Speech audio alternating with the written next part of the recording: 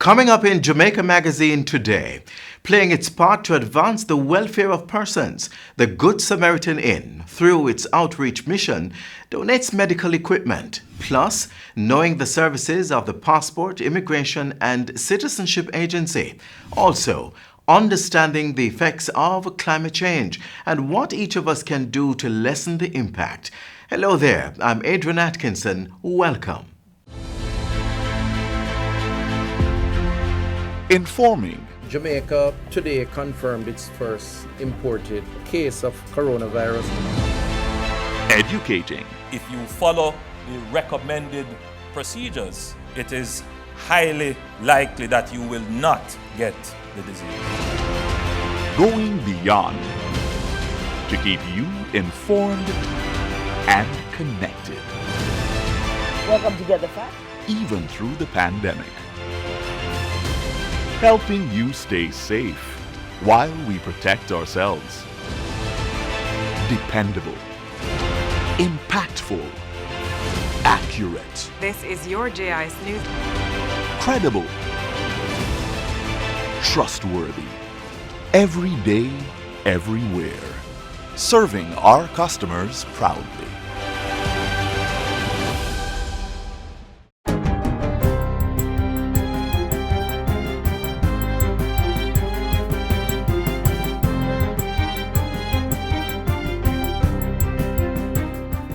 Good day, I'm Theodore Henry, and this is your JIS News for Thursday, November 5.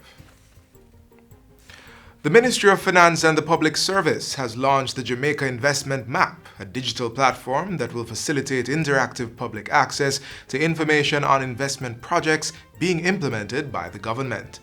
Individuals and entities will be able to track and provide feedback on the process of these investments by posting comments and photos, among other methods.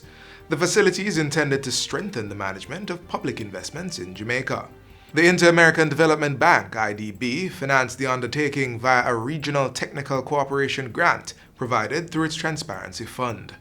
70 projects funded by the government and multilateral institutions have already been uploaded on the site, which is the 7th such facility established in Latin America and the Caribbean. Jamaica is the first English-speaking country to establish the facility. Finance and Planning Minister Dr. Nigel Clarke says it represents a continuation of government's implementation of public financial management reforms over recent years. The platform may be accessed at publicinvestmentmap.gov.jm. Jamaica is now the first country in the English-speaking Caribbean to establish a full regulatory body for radiation protection and safety. The Hazardous Substances Regulatory Authority, HSRA, was recently launched by Minister of Industry, Investment and Commerce Audley Shaw. It is mandated to regulate the activities, practices, apparatus and facilities that are involved in the use of ionizing radiation and nuclear technology for the protection of people, property and the environment. Minister Shaw says the entity is well-resourced and positioned to provide tremendous benefits for many aspects of our lives and the environment. As an example, he says the work of the HSRA will enable the country to leverage nuclear technology to strengthen food security, which is a top priority of the government. Several schools in the corporate area were presented with devices to aid virtual learning yesterday on the government's Tablets in Schools program. Prime Minister Andrew Holness was in the St. Andrew West Central area to hand over tablets at Drews Avenue Primary and Infant School and Seaward Primary. Drews Avenue received 45 tablets, while 48 were presented to Seaward Primary. 150 tablets were previously handed over to the Harborview Primary School, while another 84 devices were distributed to the neighboring St. Benedict's Primary School. While speaking at Drews Avenue Primary, the Prime Minister addressed criticisms that his government was slow in responding to the crisis in education brought on by the COVID-19 pandemic. He said the lack of adequate electronic learning devices was the result of the massive disruption in their manufacturing and supply brought on by the pandemic. I want us to acknowledge, to appreciate the point, that Jamaica is not the only country that is facing this deficit of technological devices to enable remote learning. Indeed, most countries in this region have that same problem of lack of access to devices. Education Minister Favour Williams reaffirmed the government's commitment to bridging the digital divide in learning. We know these are difficult times, but we can't throw up our hands now. Now is when we really reach into ourselves, lean forward, step forward to ensure that our children, wherever they are, in the deepest, ruralist part of Jamaica, that they are connected to the formal education system and are able to learn even while we live through the pandemic. Chief Executive Officer of E-Learning Jamaica, Keith Smith, says the entity has so far distributed just over 20,000 devices, each valued at US $165. All 40,000 tablets under the Tablets in Schools program are expected to be distributed in short order. Meanwhile, the Jamaica Money Market Brokers Foundation has donated $10 million to government's One Laptop or Tablet per Child initiative.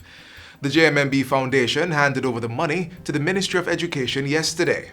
I'm pleased, I'm happy for the 10 million contribution from the JMMB Foundation. Thank you so much. Please convey my thanks to the JMMB Foundation, the JMMB family as a whole, for stepping forward on behalf of the Jamaican children. Chair of the foundation, Patricia Duncan Sutherland, said she was happy the foundation could make the donation. As you know, Favour, we always want to be a part of the solution. And so it's not the whole solution, but it's our part in creating the solution. And, you know, at JMMB, you always have to be positive, right? Yeah. So one big positive that's coming out of COVID is that it is forcing us to move in the direction of really making our children digitally ready for the world. Persons interested in making similar monetary donations may do so through the Jamaica Social Stock Exchange at jamstockx.com and click One Laptop or Tablet per Child initiative.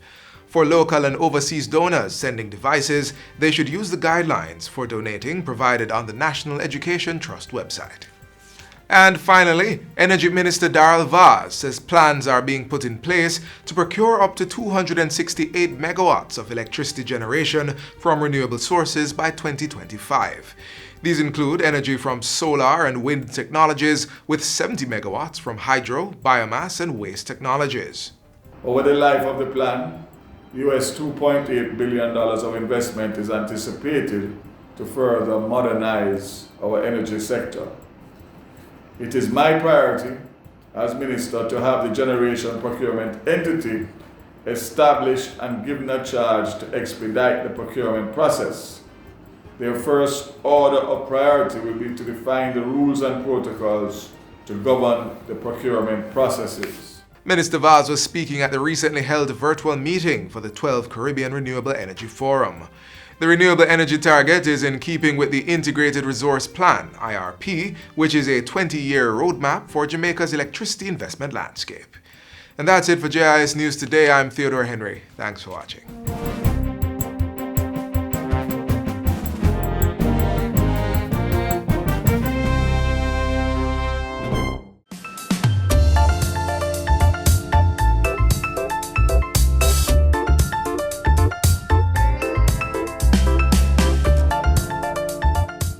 On Tuesday, the Good Samaritan Inn donated several pieces of medical equipment to the Southeast Regional Health Authority. This is a welcomed supply to further improve the services of the health sector.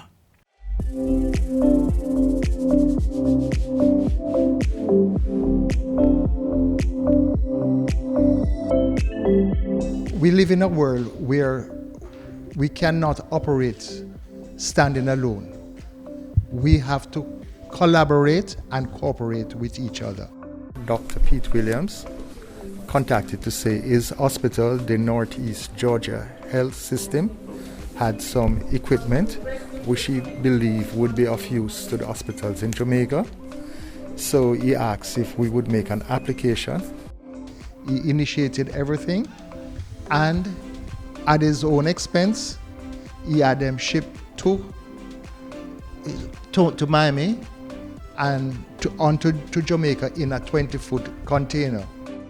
And we are sure that the people of Jamaica will benefit from the gift. You will see the medical equipment, bassinets, lockable medical cabinets, and a host of other material that will go towards the healthcare in Jamaica and helping Jamaicans. It was divided.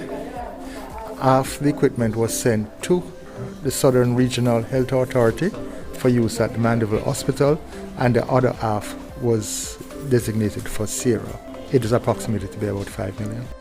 It is with great pleasure that I accept these items, these donated items, on behalf not just of the Southeast Regional Health Authority, but on behalf of our patients who will benefit, and also our staff who will be using these medication trolleys. This is actually part one of the shipment. Some incubators are to come and infant warmers. So what he's planning on doing is get some additional equipment, and then when he has enough to fill a 20-foot container, which is open either by year end or early next year, it will be sent to Jamaica. I just want to say it is with pleasure that these equipment, this gift, is being handed over to Sarah.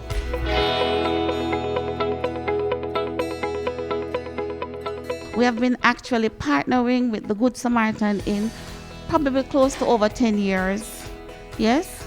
And they have always been good to us. There are so many things in the pipeline in terms of partnership with the Good Samaritan Inn.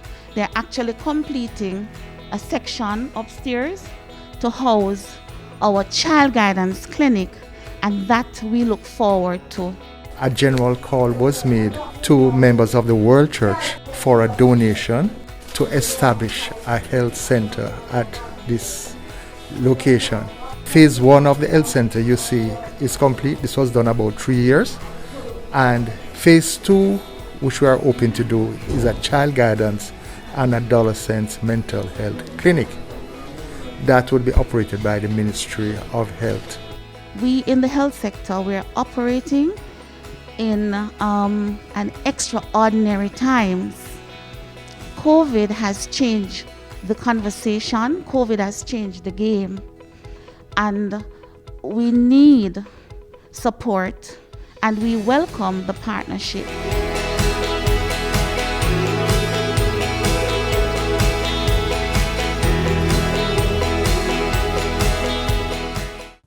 Hurricanes can strike at any time. In the event of one, be prepared to act quickly.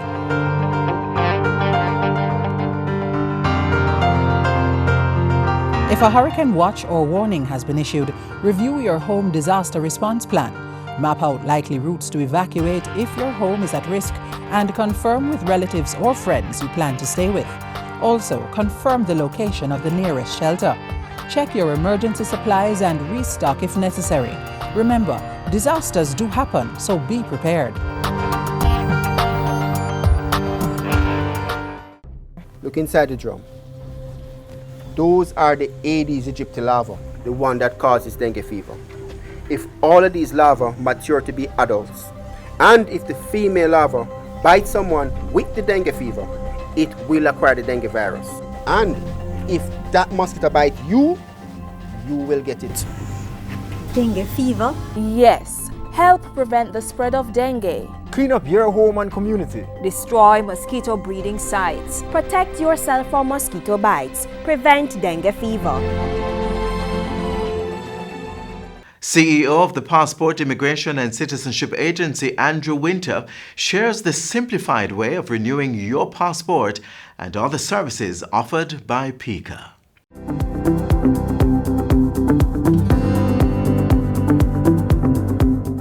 Welcome to Get the Facts, the program that provides you with information on government's policies and initiatives. I'm your host, Enthros Campbell. On today's program, we focus on the services of the Passport, Immigration and Citizenship Agency, commonly known to us as PICA. And joining us is Chief Executive Officer Andrew Winter. Mr. Winter, welcome to the program. But thank you, Entro. It's my pleasure to be here this morning. Yes, we're really happy to have you. Let us start with, lots of us believe that PICA is all about passports, but you have some other major functions. Tell us about those functions. All right, well, the other functions that PICA is involved in, as I said, passport, we're also involved in the granting of citizenship to persons who want to become citizens of Jamaica. We are also involved in immigration, to the immigration officers who are at the borders, and we also give out what we call immigration benefits, extension of stay, visas, permanent residence, temporary residence.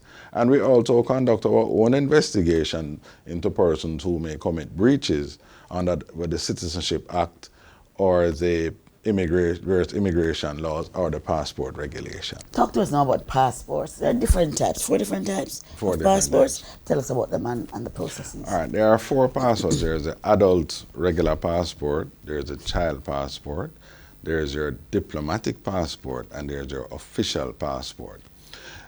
Speaking of the diplomatic passport, the diplomatic passports are assigned to persons who really would have been issued what they call privileged status. Yes. In other words, like our ambassadors, high commissioners, the prime minister, the chief of defense staff, the commissioner of the police, the chief justice.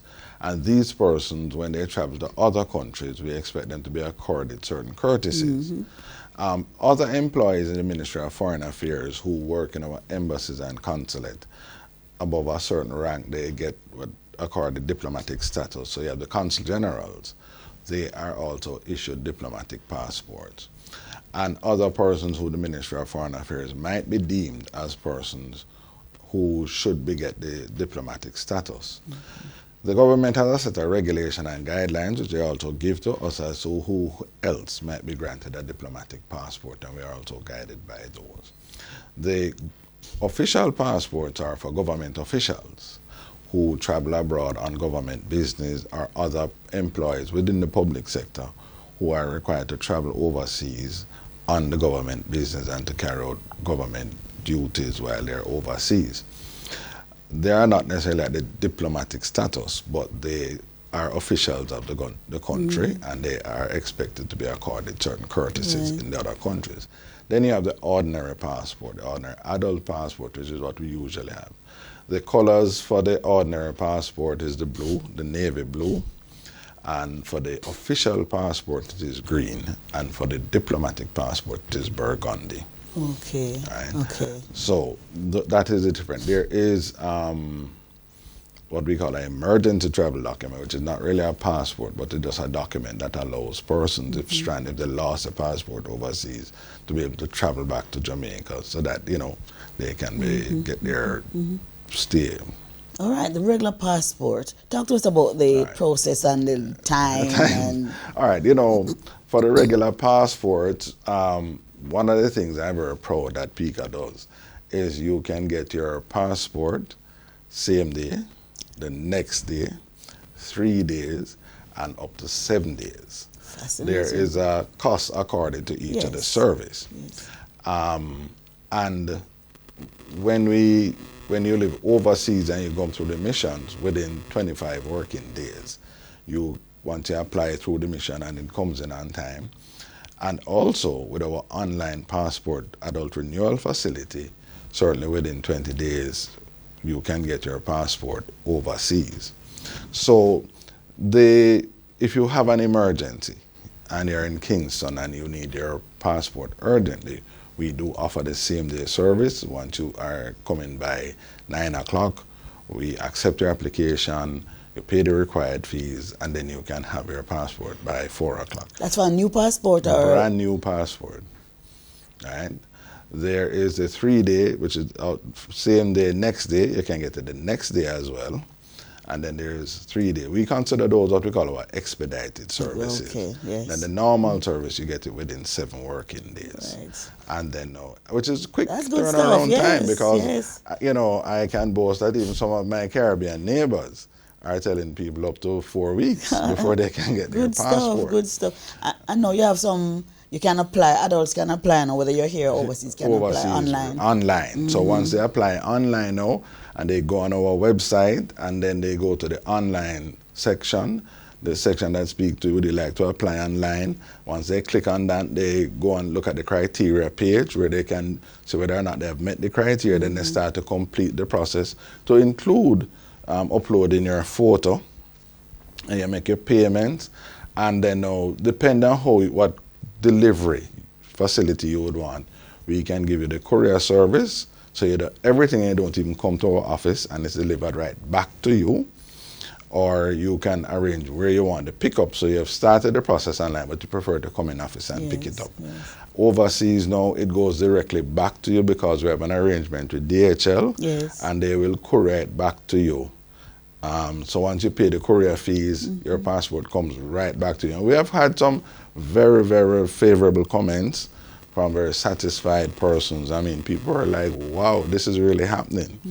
And we're, so we're continuing to build out that service. And in fact, I encourage a lot of people, particularly in this pandemic time, to use our online passport renewal facility. One of the things I should caution though, it is for persons who have been issued with machine-readable passports. You remember that old blue book that you see the handwriting? Yes. I'm sorry, that one does not qualify. Or the old hardcover book where you paste in the picture and it right up. Oh, those don't That's qualify. long time, I'm sure. That's long time. So persons who certainly have gotten their passport since 2002, which is the machine-readable ones, those are the persons who can access that online facility. Right?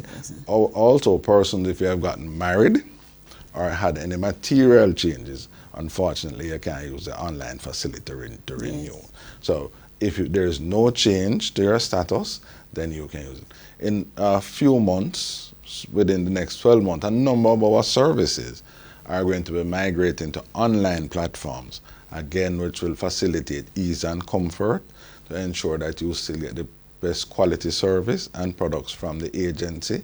And we want to really thank them for their support during this time, because it's really good to know that persons still came out to the agency and still, they need their passports, and we're very happy to continue to give them the high quality of service and good customer service.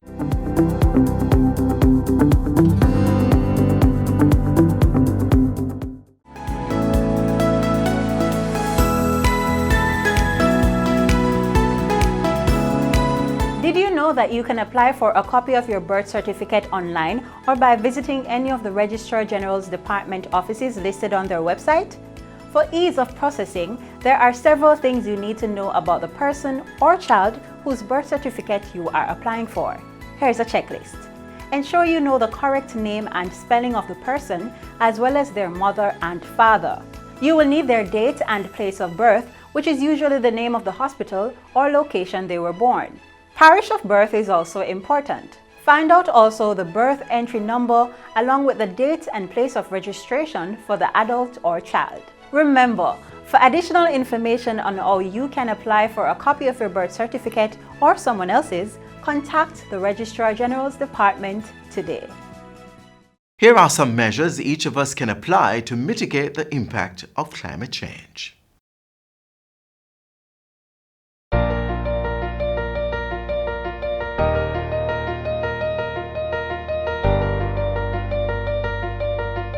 Adapting to climate change means taking actions that reduce its impact on humans and the environment. What we do around our homes, schools, work, and communities can help to reduce negative climate impacts. Taking action to reduce these impacts is not as difficult as you may think. There are some actions which require lots of money or skills. However, there are other simple steps you can take. Install hurricane straps on roofs or build with flat roofs to reduce damage to homes, schools, and other buildings during storms. Catch rainwater in drums for use in your garden or household. Install drip irrigation to conserve precious water on your family farm during periods of drought. Installing gabion baskets to prevent or reduce soil movement, especially during sudden heavy rainfalls after an extended dry period, is a good measure. Dispose of garbage properly so it does not end up in our drains and gullies. Blocked drains and gullies make it harder for water to flow during heavy rainfall. This results in flooding. Finally, use climate-smart building designs that allow buildings to remain cooler even as temperatures increase. Climate change mitigation can remove, reduce, or even prevent greenhouse gas emissions into the atmosphere. Plant more trees to remove carbon dioxide from the atmosphere. Use renewable energy sources such as wind and solar to reduce the amount of carbon dioxide that enters the atmosphere in the first place. These are good examples of climate change mitigation measures. Let's conserve energy. Switch off lights when not in use. Unplug appliances such as TVs and computers after use. Switch to energy-efficient appliances and light bulbs. Put energy-saving timers on your refrigerators. Saving energy will save you money in the long run, and reducing fossil fuel use will lower the amount of greenhouse gases that enter the atmosphere. If each Jamaican practices these actions, together we will help our country deal with the many damaging effects of climate change. Achieving the transformation our country needs will require households, community-based organizations, government, and the private sector working together to raise awareness for positive changes in behavior and policies to minimize the negative impacts of climate change. Do your part.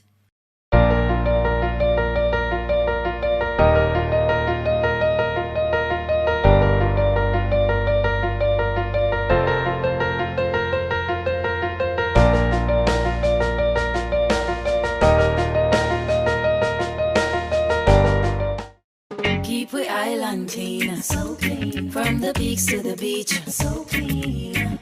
No dirty up Jamaica, please don't do it. Keep we island clean, so clean. From the peaks to the beach, so clean. No dirty up Jamaica, please don't do it.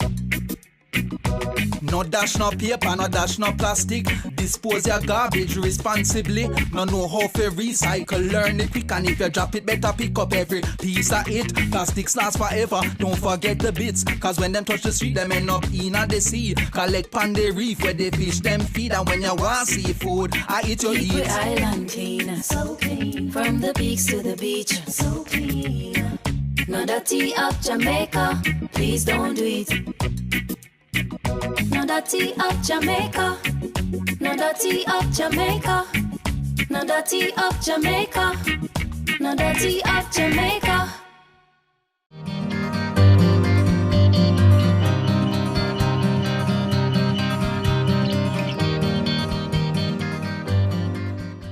This is where our journey ends, but only for today. Do join us again tomorrow when we'll bring you another informative program. In the meantime, stay connected via our website, jis.gov.jm.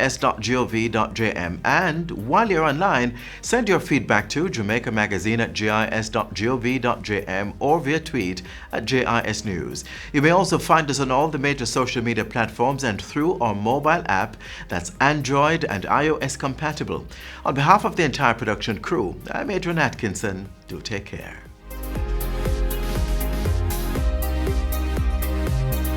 This has been a production of the Jamaica Information Service, the voice of Jamaica.